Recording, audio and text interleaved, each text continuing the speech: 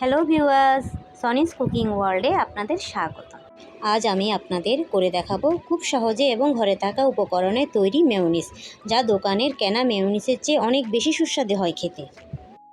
আমার এই রেসিপিটা যদি আপনাদের ভালো লেগে থাকে, একটি লাইক করবেন আর সাবস্ক্রাইব করে পাশে থাকা বেল আইকনটি ক্লিক করবেন।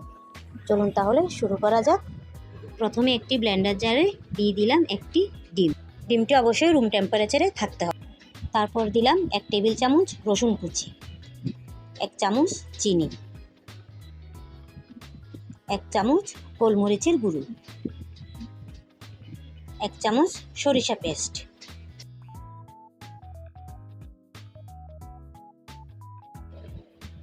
1 চামচ গুঁড়ো দুধ, 1 চা চামচ লেবু রস,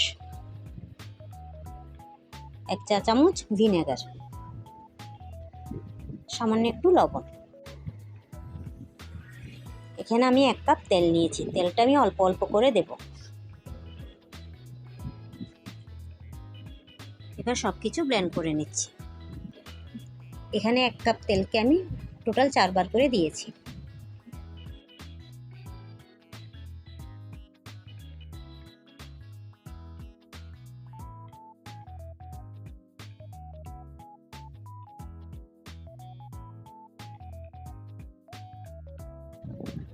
হয়ে গেল আমাদের হোমমেড মেয়োনিজ। দেখুন, দোকানের মেয়োনিজের চেয়ে অনেক বেশি সুন্দর এবং সুস্বাদু।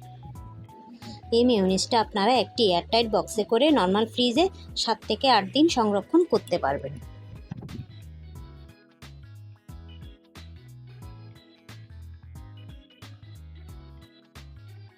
এই মেয়োনিজটা আপনারা বার্গার, শর্মা, স্যান্ডউইচে ব্যবহার করতে পারবেন।